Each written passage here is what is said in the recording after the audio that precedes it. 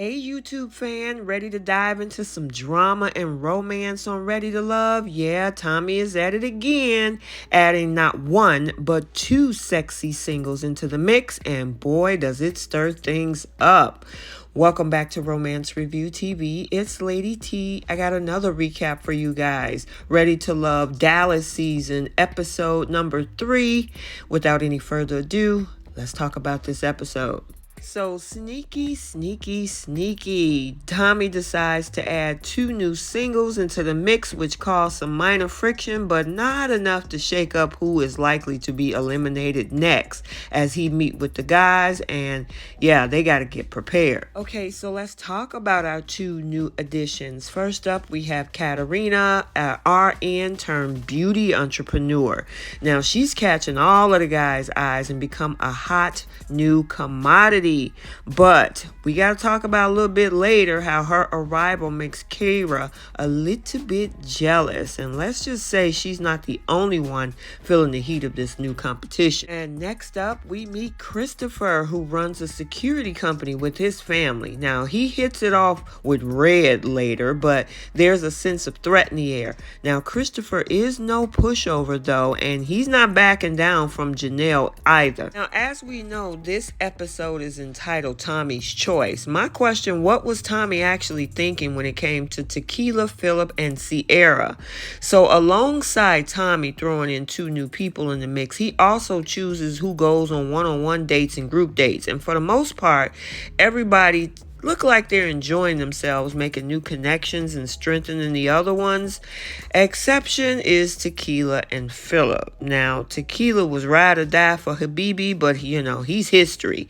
But she says she's mature and she wants to continue, so she goes on a date and it goes okay at first. However, not too long after things seem cool, well, they go left. First, Tommy set up Tequila in a 3-way date between Sierra and Philip, meaning that there is an audience beyond the others in that restaurant. And following that, this whole small disagreement that they have, mainly in Philip not being for posting his significant other on social media, leads Tequila kind of feeling in a confessional, calling him emotionally immature. And personally myself, I kind of agree with that. Social media is not for consumption of everybody's business. Anyway, but the kicker is her accusing Philip of holding a grudge after their conversation at the mixer, with her making it seem Philip doesn't show compassion or forgiveness.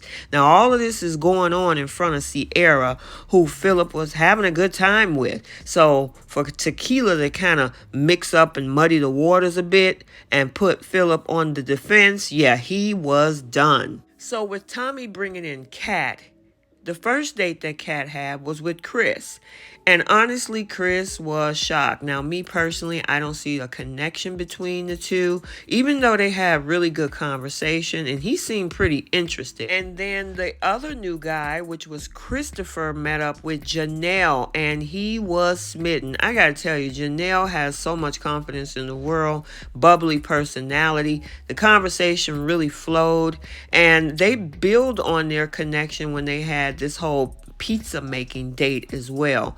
And he really liked her, as we'll find out later when he meet up with the guys when they make a decision on who's eliminated. But Janelle is making high marks with a lot of the guys, including Christopher. So now we got this group date with a kind of indoor football activity, and Christopher, the new guy, is also going to do a surprise visit to a lot of these folks. Now, him and Red hit it off, but like I said earlier, there is a sense of threat in the air because Christopher is no pushover, and of course everything seemed to be going well. So let's talk about some of these conversations at the group date. Unique and Christopher had a conversation, and I gotta say, she led with her past, which really didn't go well for a lot of the conversations that she had, but it made for interesting dialogue because she was open and honest. But I guess for some of the guys at this group date, it was just a little bit too much. Aries don't play, and I'm telling you, she put Red on notice about that, but he pretty much took it in stride. So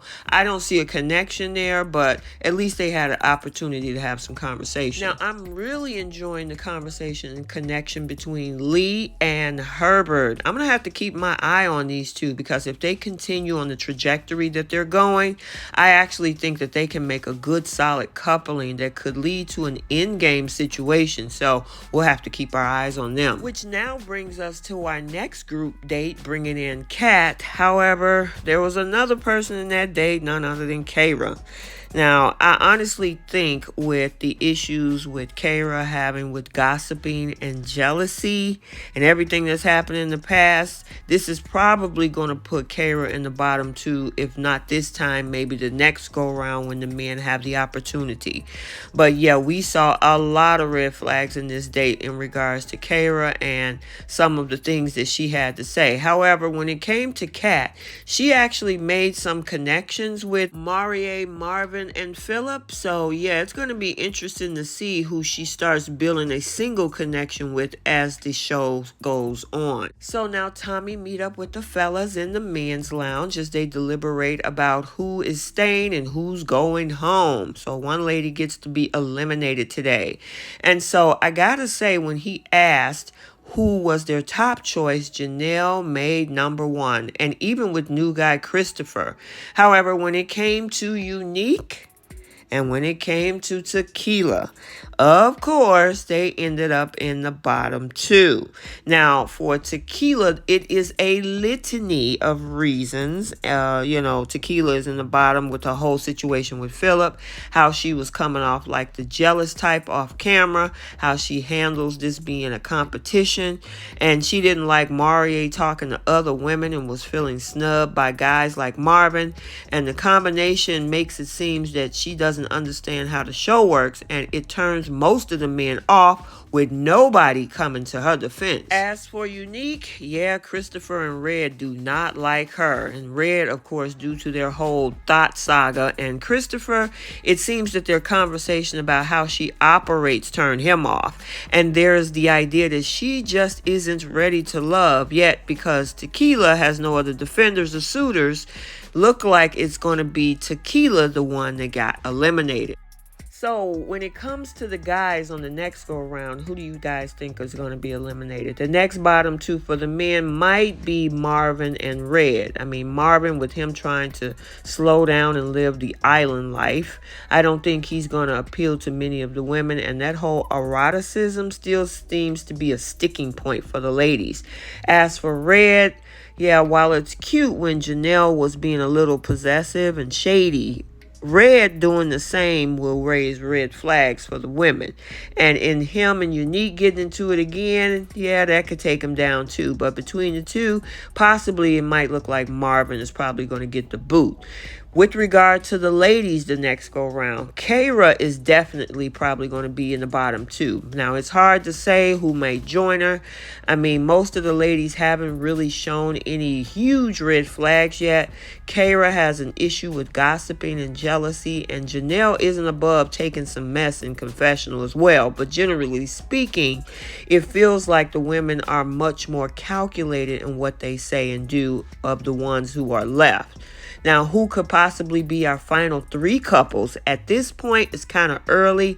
Janelle and Quentin probably is going to end up with someone, but until more people are starting to show their flaws and exiting the whole show, or sending out their representative, to say it's going to be a little too early, and it's kind of difficult to say at this point. Let's talk about adding people to this process. So because Christopher and Katarina seems nice, it is hard to not look at the people eliminated thus far and wonder why Christopher and Katarina just wasn't included in the first place. I mean, Habibi could have been easily swapped for Christopher, and the same goes for Leanne, though more so Tequila when it comes to Katarina.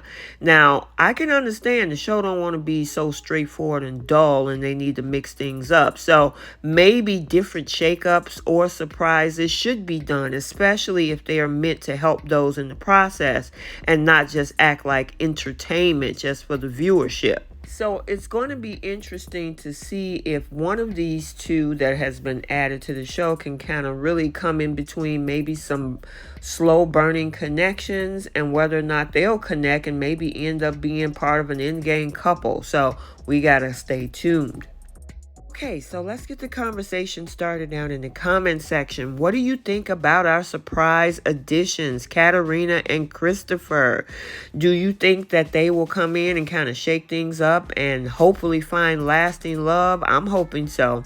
So you know what? Let's buckle up, folks. It's about to get wild on Ready to Love. And don't forget to hit that like button, subscribe, and share your thoughts in the comments. And until the next time, peace out.